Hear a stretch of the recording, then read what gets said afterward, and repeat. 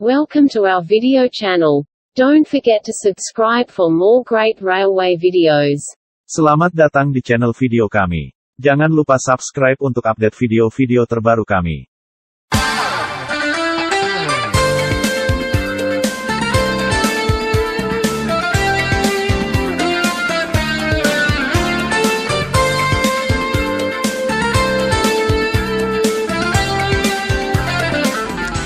Selamat datang di channel saya, Bagus Widianto Channel. Terima kasih bagi kawan-kawan semua yang telah setia mengikuti channel saya. Dan selamat tahun baru 2026. Ini adalah video pertama saya di tahun ini. Nah, tentunya kemarin kawan-kawan semua merayakan tahun baruan dengan meriah, bukan? Bagaimana Anda merayakannya? Dengan keluarga, dengan sanak saudara, ataupun dengan teman? Bagaimana juga Anda mungkin makan bersama atau bikin pesta bakar-bakaran plus acara kembang api? Nah, sebagai penggemar kereta api, bagaimana kalau merayakan tahun baruan dengan melakukan kegiatan rail fanning? Nah, itulah yang saya lakukan 20 tahun yang lalu. Saya ingat, waktu itu saya diundang kawan saya untuk mengikuti kegiatan kumpul gathering penggemar kereta api yang dilakukan di Jawa Tengah. Acara tersebut sangat meriah dan penuh petualangan, karena kami berjalan dari satu tempat ke tempat yang lain sekaligus melihat sisa-sisa warisan sejarah perkeretaapian. Seperti apa kisah lengkapnya? Mari simak video yang berikut ini. Di akhir tahun 2005, saya dan rekan-rekan komunitas penggemar kereta api diundang oleh seorang rail fans yang baru saja menikah untuk mengikuti perjalanan kereta uap di Cepu. Sebagai bagian dari apresiasi beliau terhadap kita, dia mengundang semua anggota untuk ikut perjalanan tur loko uap perhutani secara gratis karena dibayar beliau. Tentunya semua senang dan mau ikut acara ini. Perjalanan dimulai tanggal 30 Desember 2005, di mana saya naik kereta api Raja Wali dari Surabaya menuju ke Cepu. Rencananya, saya akan bertemu dan berkumpul dengan kawan-kawan di stasiun Cepu sebelum kemudian menginap semalam di kota itu. Besoknya baru kita ikut naik kereta uapnya. Tapi ternyata perjalanan tersebut tidak selancar yang sesuai rencana. Di daerah Bowerno, kereta saya sempat terhalang oleh gerbong yang terguling di sisi rel. Tergulingnya tidak hanya mengganggu perjalanan kereta api, tapi juga memacetkan jalan raya Surabaya-Semarang karena keretanya sempat mundur dan banyak orang yang menonton. Gerbong ini sebenarnya berasal dari rangkaian kereta yang saya naiki dan terguling saat perjalanan dari Semarang. Waktu itu, keretanya sendiri datang sangat terlambat di Surabaya. Seharusnya sampai jam setengah 12, baru datang di Pasar Turi di kisaran jam 3. Sehingga otomatis kereta saya berangkat dari Surabaya jam 4 dan sampai di Cepu setelah maghrib. Awas, itu kayaknya rodanya terlalu dekat dengan badan. Jadi hati-hati aja, jangan sampai ke sampluk.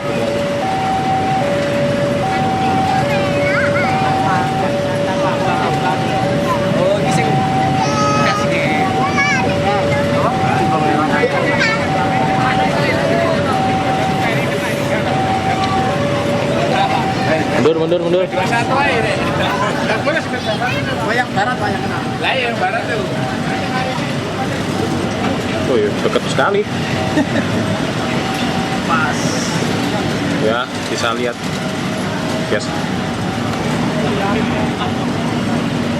Oh, gerbong tua ternyata.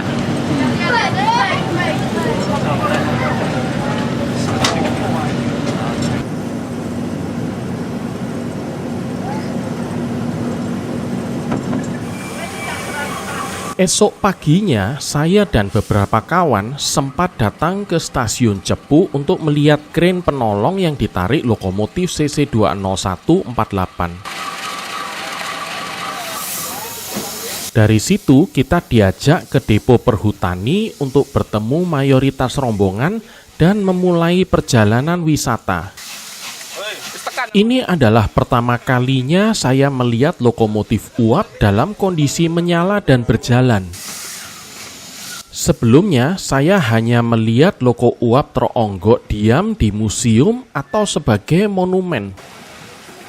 Saya kagum bisa melihat lokomotif uap beroperasi dan berjalan seperti halnya di zaman dulu.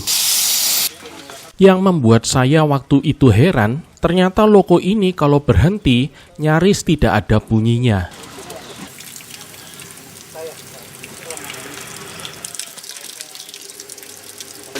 Kira-kira sekitar jam 8 atau setengah 9, kereta kita berangkat.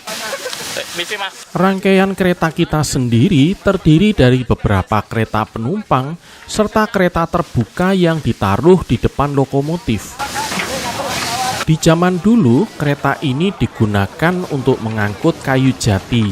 Tapi saat kami menaiki kereta ini, layanan angkutan jatinya sudah lama berhenti.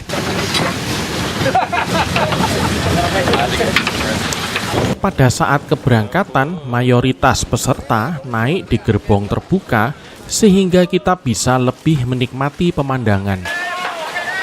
Kami sungguh menikmati perjalanan ini. Dan tak sedikit yang bercanda sepanjang perjalanan.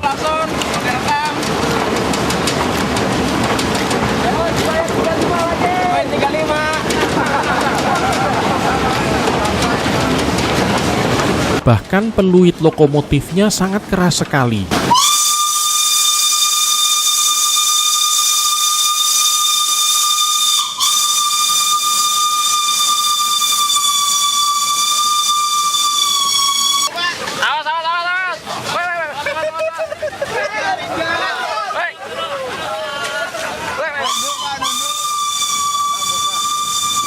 Tapi resikonya naik di gerbong terbuka adalah kita harus siap-siap tertampar dahan pohon.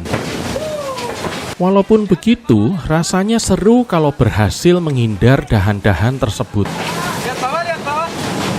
Woi, ada yang mandi. Ono sing adus ya? Ada BO. Karepmu.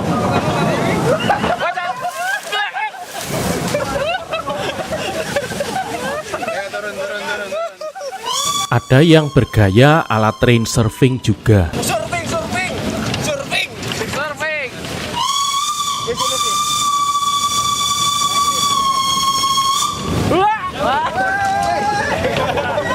Aduh, sorry. Ya, aduh. Yo, rinjar yuk.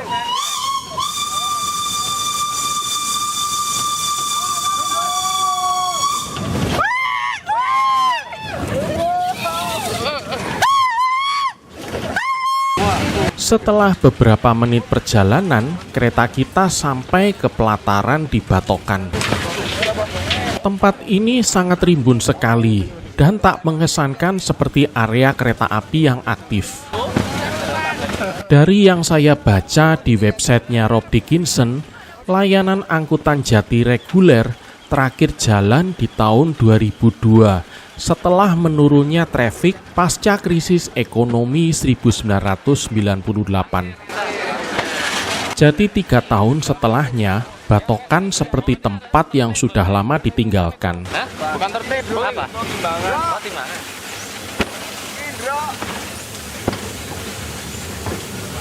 Iya, pohon jatinya kok tinggal segini. Hah? Udah sampai. Angsir. Udah habis balik jangan nih. Iya. Udah naik Jawa tuh. Panas malam nih juga udah habis. Di sini kereta kita berhenti untuk melangsir lokomotifnya.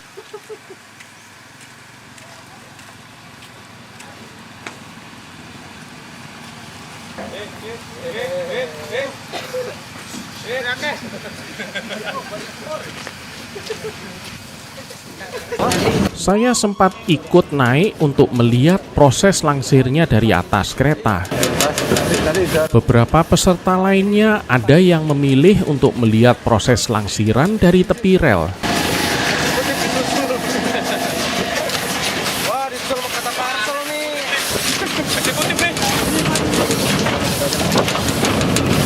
Setelah lokomotif terpasang, dia mendorong mundur rangkaian. Awalnya saya kira rute perjalanannya adalah lurus dari Batokan. Karena itu saya sempat heran kenapa kok keretanya malah berjalan mundur.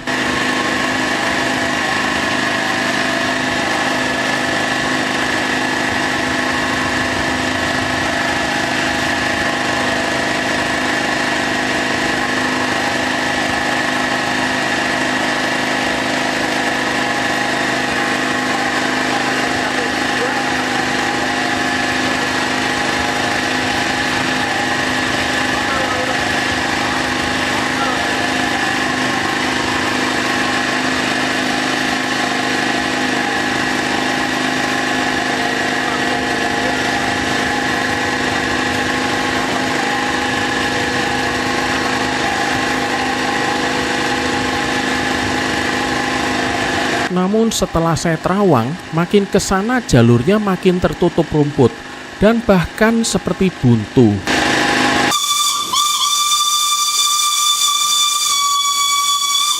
Ternyata jalur utamanya ada di arah satunya kereta.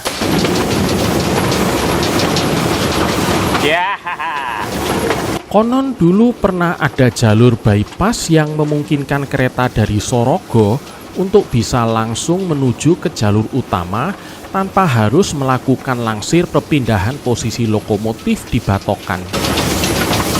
Tapi saat kami melakukan perjalanan, jalur ini sudah tidak ada bekasnya.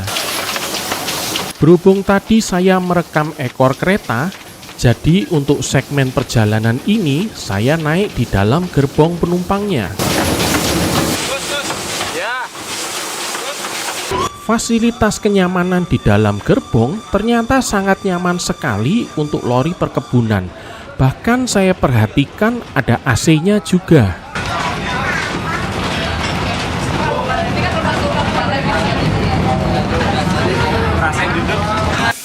Di tengah perjalanan, kereta berhenti sebentar untuk mengisi kayu dan saya pindah kembali ke gerbong terbuka di depan.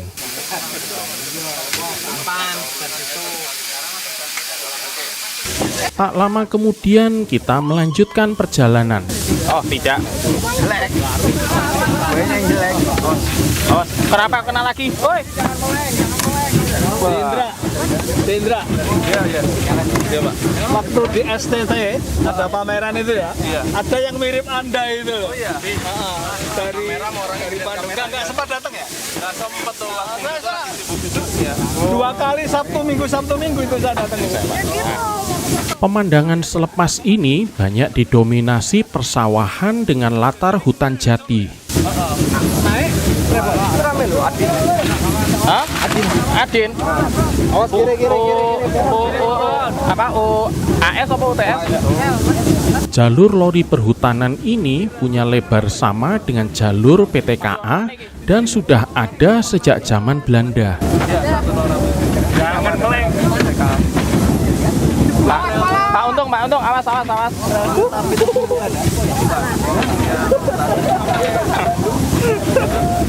kebo. Waduh, kebo. Untuk korban.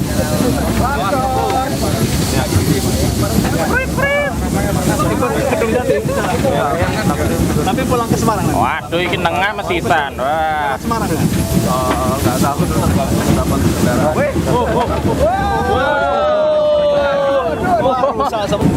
Di tengah perjalanan, kereta kami sempat membuat kerbau penarik bajak berlari ketakutan. Sayangnya momen unik ini tak terekam penuh oleh kamera saya. Walaupun jaringannya sudah ada dari zaman Belanda, rute kereta wisata antara Batokan hingga Gubuk Payung ini baru dibuka di tahun 1980-an. Bahkan peresmiannya dilakukan oleh Presiden Soeharto dan beliau sempat menaiki kereta lorinya hingga ke Gubuk Payung. Kami semua sangat menikmati perjalanan ini. Makin jauh, pohon-pohon jatinya makin banyak. Semut. Berarti lok ini dari Cepu ke Semarang nggak jalan terus ya. Begitu memasuki daerah berbukit, kereta kami melambat. Walaupun begitu, lokomotif Berliner yang menggerakkan kereta kami masih kuat menjalankan tugasnya. Wah, Kalau lokomotif kayu nggak kuat, bagus lokomotif nggak tahu. Pecel yang dorong. Itu udah mulai depan tuh, Mas.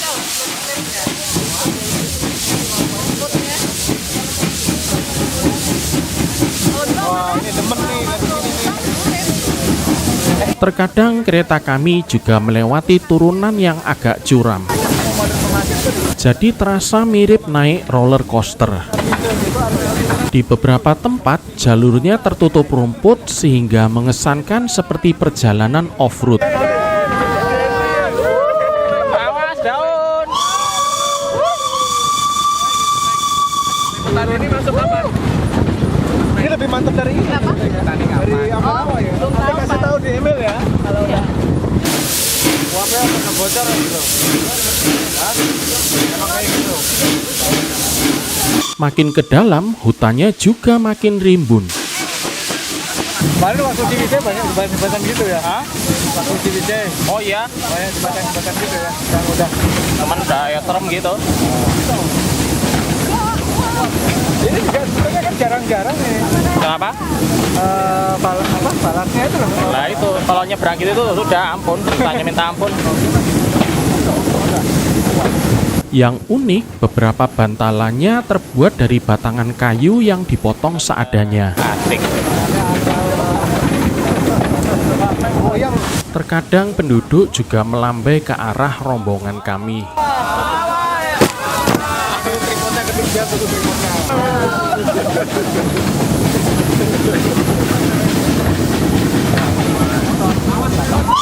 Di beberapa tempat, kita juga menemui bekas percabangan jalur ke dalam hutan.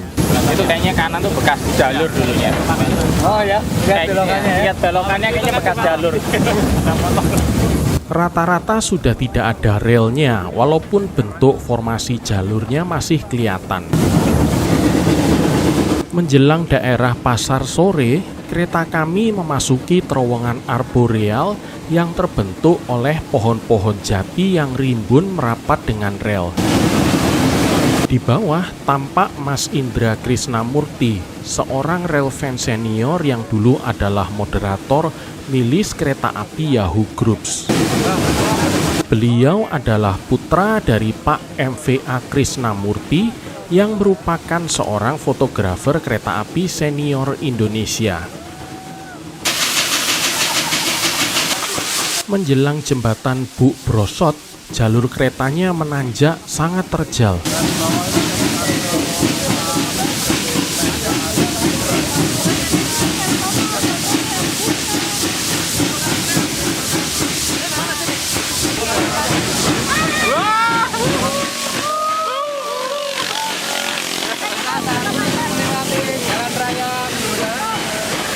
Jembatan kereta apinya waktu itu masih bagus kondisinya karena belum ditabrak truk.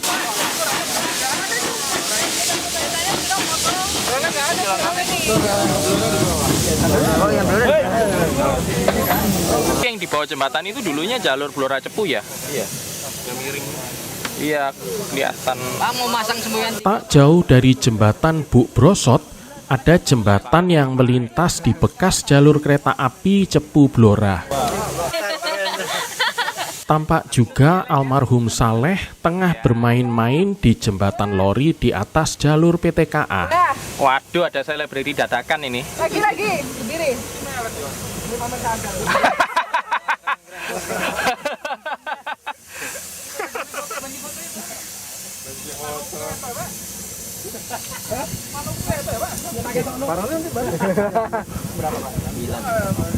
Cikubang. Dari mana Pak? Pemberani Pak ya? Beberapa peserta ada yang turun ke bawah dan memotret kereta kita dari tepi jalan raya. Sayangnya saya tidak ikut turun ke bawah untuk mengambil gambar. Ini begitu tuh Pak. Berapa? Kelurahan.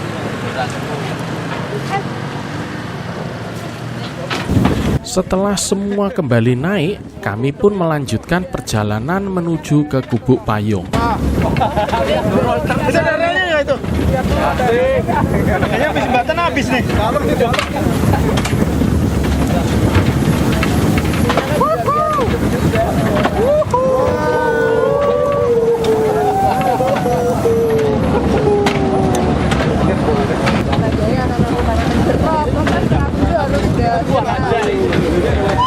Baru nyampe hotel Di beberapa tempat, wesel-wesel sisa percabangan ke dalam hutan jati masih ada.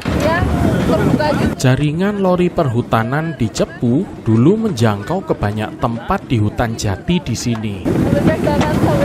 Namun di tahun 2005, hanya jalur kereta wisata antara Batokan hingga Gubuk Payung yang masih dipakai.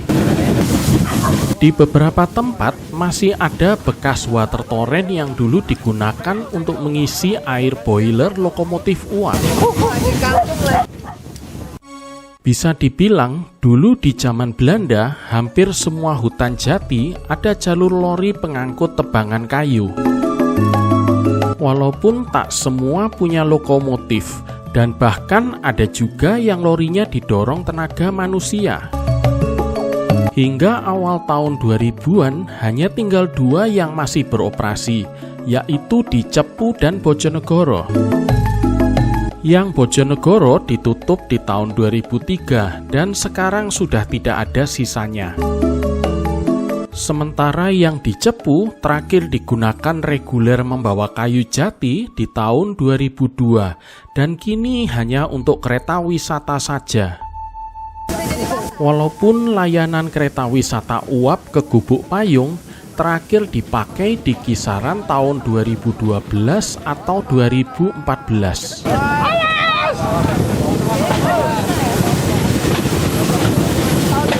Di beberapa tempat, jalur keretanya melewati pedesaan di sini. Gini Pak, di RPS gini mau dari Kalisat Panaturan kan lori, kami terbang banyak gimana kalau 3 sama 1 kira-kira berapa? Bahkan di daerah Sambong, jalur kereta apinya sejajar dengan jalan desa di sini. Bedanya apa raro? Tapi yang punya lori kan memang rum itu haruk dia jalan.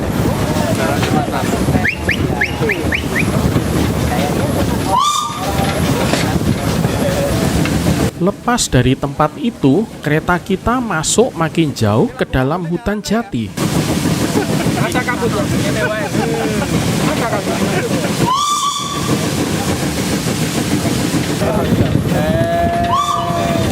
Kan perlu T23 kalau sana Pak. Iya, kita T23.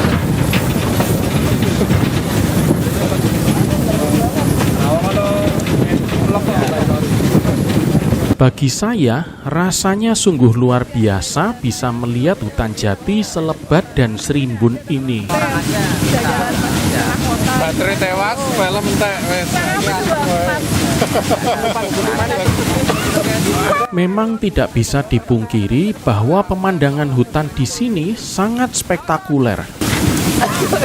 Tidak seperti kalau kita melihatnya dari jalan mobil atau naik kereta jalur utama, pepohonan jati di sini benar-benar rapat dengan rel.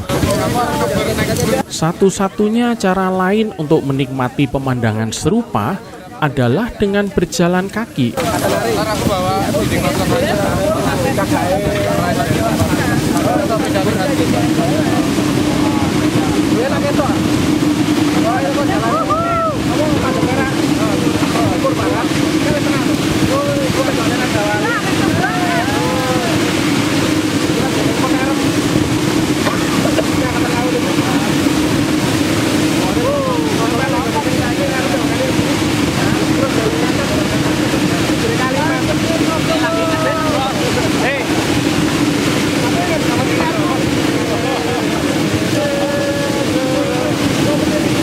Setelah 2 jam perjalanan dari Sorogo dan Batokan, akhirnya kereta kita sampai di Gubuk Payung.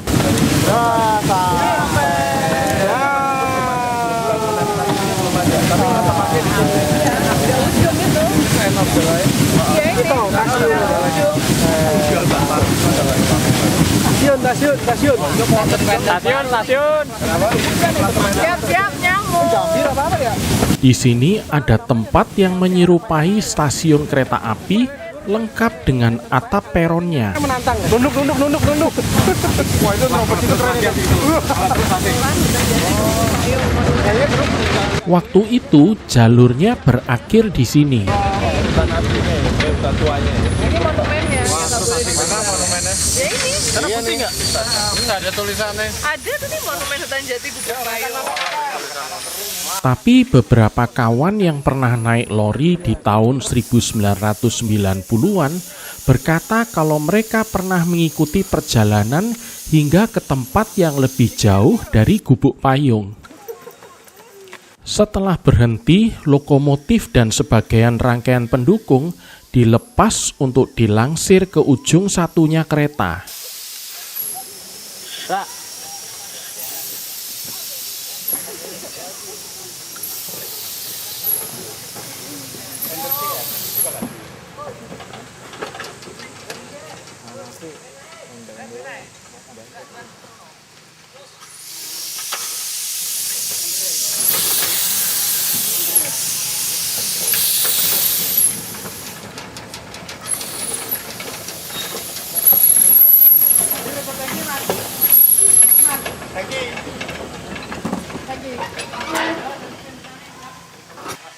Lalu airnya diisi.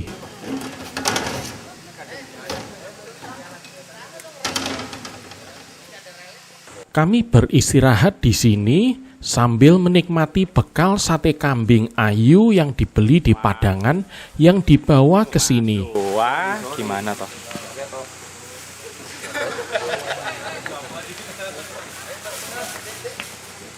Di sela acara istirahat, beberapa peserta ada juga yang ikut masuk ke dalam hutan jati melihat pohon jati tertua dan terbesar di sini. Kita perhutani nggak bisa eksis dong, nggak bisa. Masalahnya kan kitanya bisa membiayai perusahaan kan dari hasil penjualan produknya. Karena kondisi yang menurun, perhutani mengambil kebijakan akhir dalamnya turun sampai sekarang 60 tahun. 50 tahun, makanya dengan adanya pusat jati ini untuk mencari solusi itu. Jadi dengan adanya bibit yang dari sini diharapkan 20 tahun bisa terbang. Pada perjalanan balik, bisa dibilang semua peserta memilih untuk istirahat di dalam gerbong penumpang. Dan sore harinya kami kembali lagi ke Sorogo di Cepu.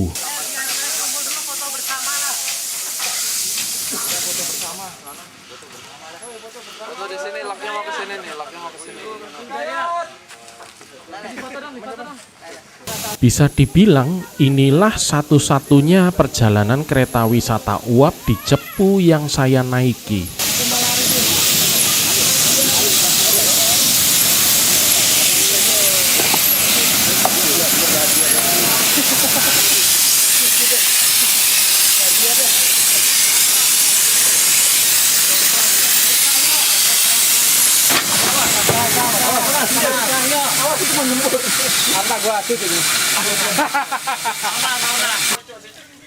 Selesai itu, kami tidak lupa untuk melakukan kegiatan foto bareng. Bagi saya, acara kumpul rel fans yang meriah dan gayeng seperti ini pada dasarnya sudah tinggal kenangan.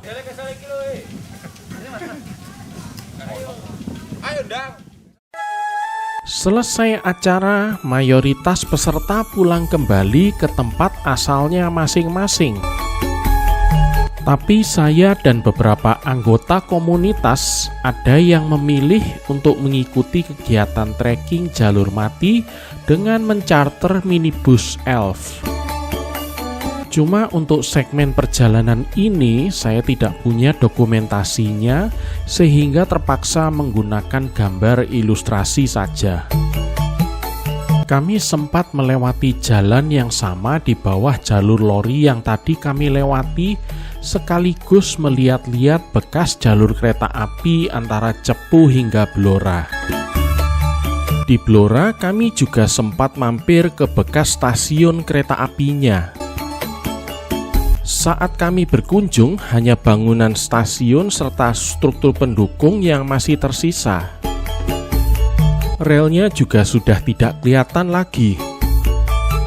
Uniknya, walaupun sudah 20 tahun kereta api tidak mampir ke sini lagi, masih banyak tukang becak yang menawarkan jasanya seperti halnya dulu ke penumpang kereta yang datang.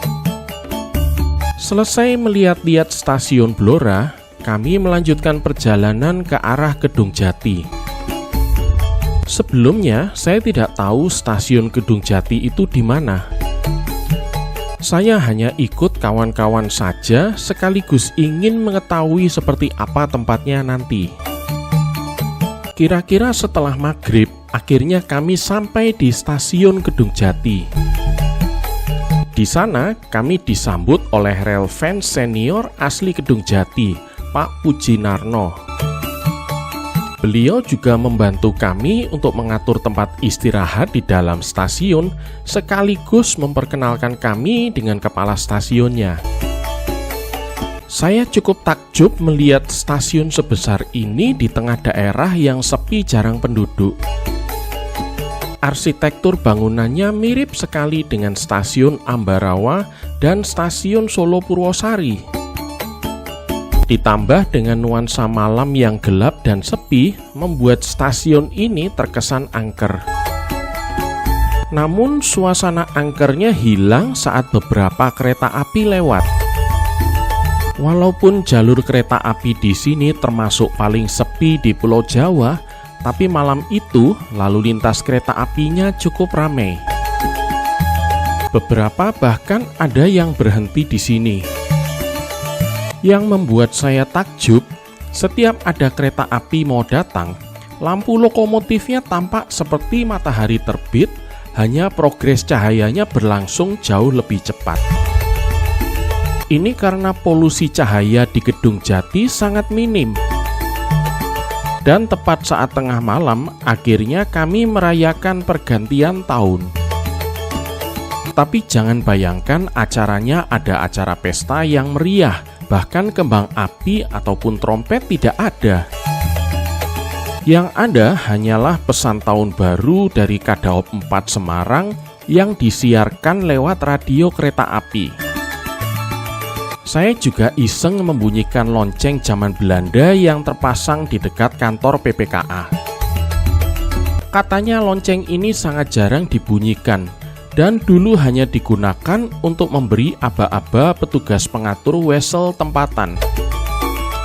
Selesai perayaan kecil tapi bermakna ini, saya memutuskan untuk tidur di rumah Pak Pujinarno, sementara peserta lainnya tidur di ruang kepala stasiun Kedung Jati. Pagi harinya di hari pertama tahun 2006, setelah mandi, sarapan, dan berpakaian, kami memulai kegiatan trekking dari Kedung Jati hingga Ambarawa. Acara dimulai dari bekas depo lokomotif Kedung Jati. Puteran. Endi, Pak? Niki sing kangge puter loko wae niki. Pak, riyen kadose wonten. Buat Anda yang belum tahu, lokasi depo tersebut terletak di sebelah barat daya stasiun Kedung Jati. Bahkan di peta satelit tahun 2006 masih kelihatan bekas pondasinya.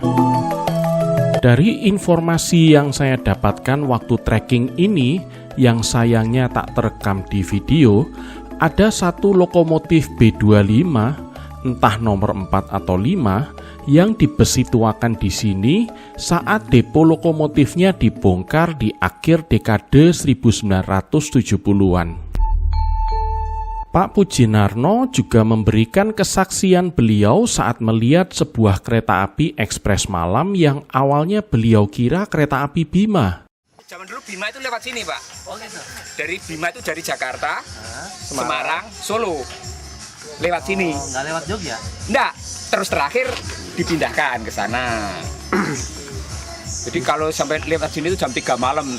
Saya sering bangun kan, wah lihat kereta yang indah gitu. Logonya apa itu? Logonya BB200. Bukan B3110. Ya? Bukan B310. Bukan. Jadi kalau dulu ditarik BB200 itu berarti di itu ya Pak, di lewat sini berarti ya? Iya. Belakangan ternyata diketahui bahwa kereta tersebut adalah kereta ekspres Bintang Senja. Ini satu di sini, ini situ kan.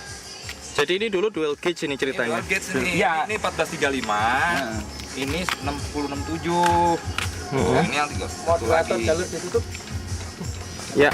Kita juga melihat bekas sinyal muka stasiun Kedung Jati dari arah Ambarawa. Nah, atap yang sana ada dua jalur. Kanan ya Pak ya? Ya, Paling kanan. ada dua jalur ke Ambarawa. Tapi yang ini pun bisa ke Ambarawa karena ada wesel ke sini. Bisa juga dari sini ke depo. Ada wesel masuk. Ambarawa ya Pak? Yang ini Ambarawa. Ini Ambarawa? Ini Ambarawa, ini Semarang. Tapi bisa ketemu juga. Bukannya Ambarawa di situ Pak? Bukan, Ambarawa itu ini lurusnya itu loh. Itu Oh, ada lagi ya, ada lagi Jailan. berarti Ambarawa sebelah kirinya Depo. Tapi bisa juga dari sini. Pelataran stasiun Kedung Jati bisa dibilang sangat luas sekali. Dulu bahkan lebih luas lagi sewaktu kereta pengangkut kayu Jati masih beroperasi. Namun semenjak berhentinya layanan kereta pengangkut Jati dan ditutupnya jalur cabang ke Ambarawa, pelataran stasiun Kedung Jati diperkecil menjadi seperti sekarang. Peron selatan stasiun masih mempertahankan peron lebar yang aslinya didesain untuk rel lebar standar gauge. Desain arsitekturnya yang identik dengan stasiun Ambarawa memberikan gambaran bagaimana sewaktu stasiun yang satu itu masih aktif dan belum jadi museum. Tak lama kemudian datanglah kereta api Pandanwangi dari Semarang tujuan Solo dan Yogyakarta. Layanan kereta api satu ini cukup vital untuk daerah semi terisolir seperti Kedung Jati. Di tahun itu, kereta ini adalah satu-satunya yang melayani naik turun penumpang di Kedung Jati.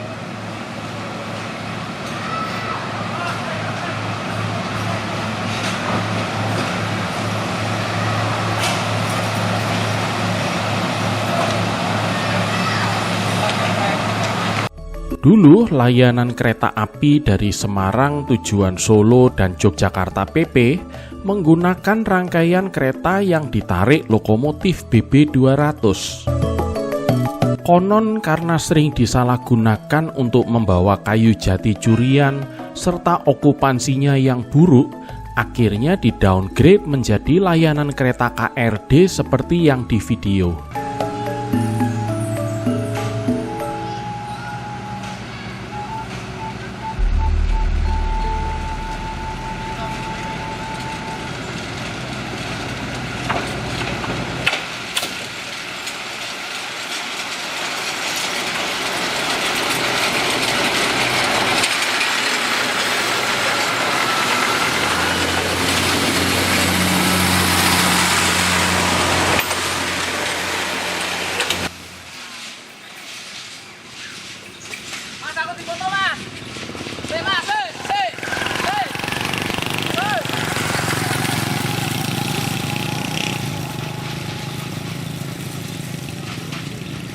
Pemandangan di jalur Semarang hingga Solo ini cukup fantastis sebenarnya, tapi di tahun itu jarang yang lewat sini di siang hari.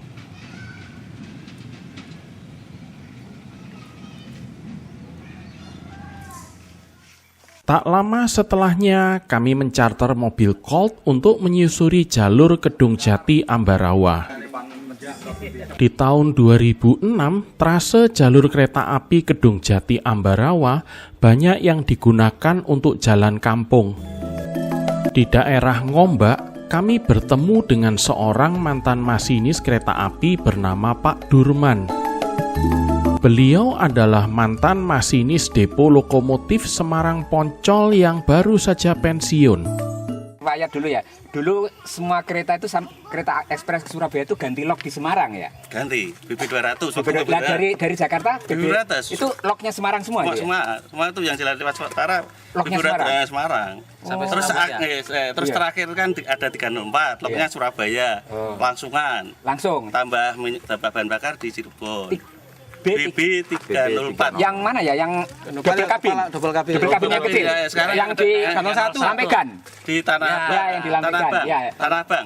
Ya, kan sekarang Tanah Abang. Terus ke Malang apa dulu kan? Sama Setopo. Oh, itu dulu ceritanya gitu ya?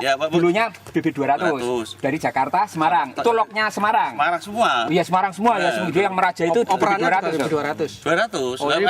Sama 200. Opor BB 200. Iya, tapi milik Semarang semua. Bukan milik Jakarta. BB 200 dulu kan. Terus yang terus 304 milik Setopo. Saya sama langsung. Oper masinis Semarang. Tapi masinis. Sama Semarang sama Cirebon. Oh, ganti masinis. Ganti masinis tapi loknya langsung. Bahan bakar, isi bahan bakar ya. Bahan bakar Cirebon.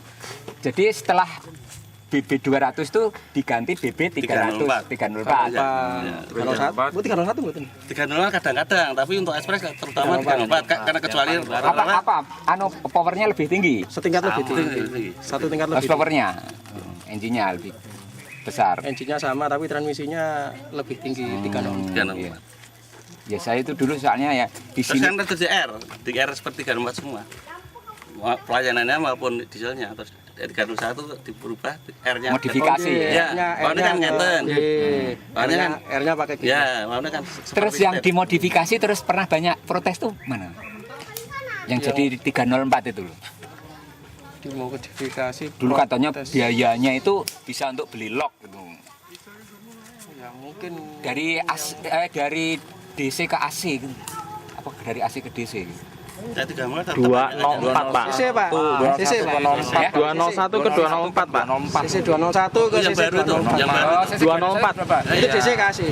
DC ke AC ya? Iya. Itu modelnya karena sistem komputer tapi masih tidak boleh memperbaiki katanya. Keunggulannya apa kalau AC? Dia lebih hemat bensin Pak. Lebih hemat solar. Terus bisa katanya sih komputernya bisa deteksi kerusakan 2 minggu sebelum rusak gitu. Katanya. Rusaknya kabel pedot ya iso. Kabel pedot itu sanalika. Siapa yang bisa? Kalau relnya yang bisa error ya mana? Mekanis. Kabelnya kan kalau oil filter mulai delta-nya mulai tinggi. Antara inlet sama outletnya sudah tinggi dan pressure-nya sudah jauh tinggi ya. Itu sudah berarti sudah mau buntu. Nah, haltenya. Ini di sini pas itu. Pondasinya udah hilang. Halte beton atau kayu? Pondasinya beton. Ini kayu. Jadi ada di sini ada dulu apa? Lantainya ditinggikan gitu supaya mempermudah penumpang. Jadi di sini cuma tidak ada PPKA, cuma penjual karcis saja. Kapan, Pak? Tahun 76 masih kokoh. Kami juga berkunjung ke bekas stasiun tempuran yang hanya tinggal pondasinya. Di sebelah selatan stasiun tempuran, dulu ada jembatan besar yang robohnya di dekade 1970-an menyebabkan matinya jalur Kedung Jati Ambarawa. Kali lo nambahin bangunan kayak gini dicor itu loh. Kami juga berkunjung ke stasiun Beringin yang waktu itu digunakan untuk sarang burung walet.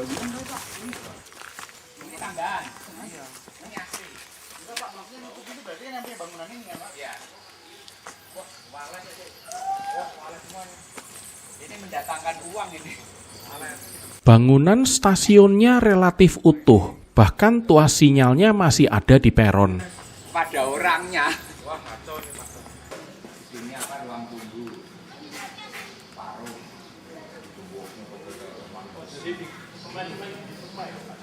Ya, gambar dari stasiun Beringin. Ya. Terus Perjalanan trekking kami berakhir di stasiun Tuntang.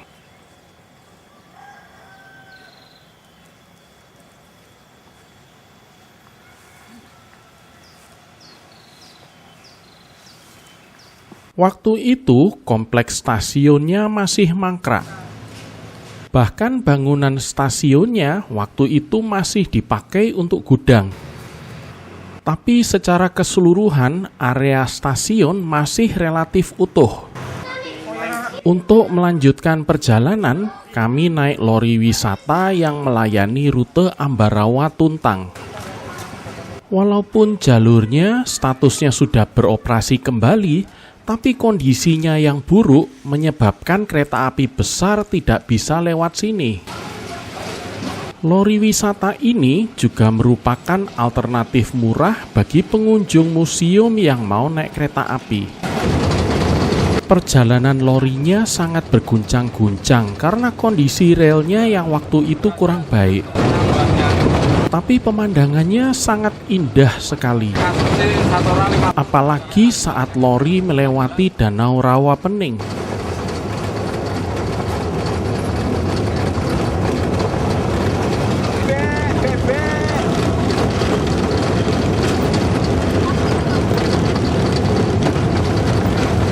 Gunung Telomoyo juga nampak cukup jelas hari itu. Yang unik, masinis lori duduk di tengah rangkaian karena mesin penggeraknya berada di sini. Setelah beberapa menit perjalanan, kita pun makin dekat dengan stasiun Ambarawa. Dan akhirnya kita sampai di tujuan akhir perjalanan lori wisata. Museumnya hari itu sangat ramai karena musim libur tahun baru, serta karena hari itu adalah hari Minggu.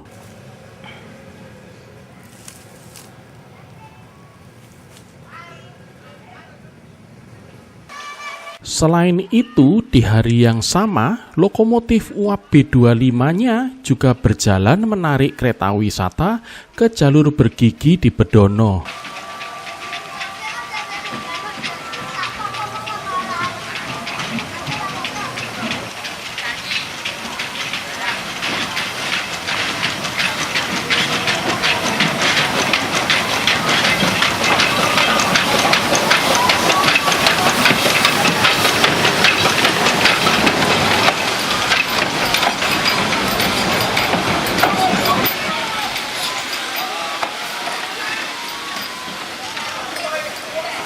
Penumpang kereta wisatanya waktu itu juga banyak sekali. Beberapa di antaranya adalah turis mancanegara.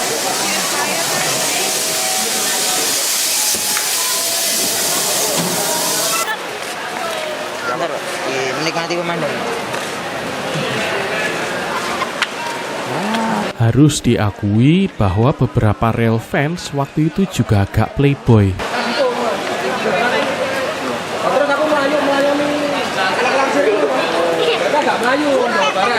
Jadi begitu melihat beberapa cewek bule yang sepertinya dari Eropa Selatan ada di Ambarawa, kami tidak ubahnya seperti kucing yang melihat lauk ikan di depan mata. Nah, kesini dia pas.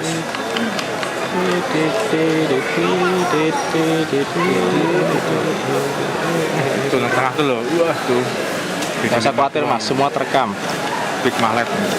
Big Mallet, Big Boy. Terima kasih bagi kawan-kawan semua yang telah menyimak video ini hingga selesai. Nah, bagaimana videonya?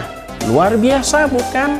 Saya berharap semoga Anda semua menikmati apa yang telah saya suguhkan di video ini. Semoga segera semua cerita yang telah tersaji di sini bisa menambah pengetahuan Anda semua. Saya berharap semoga di tahun ini saya akan bisa membuat video-video yang lebih bagus lagi untuk Anda semua. Saya berharap semoga kita bisa berjumpa lagi di lain waktu dan lain kesempatan. Terima kasih dan sampai jumpa.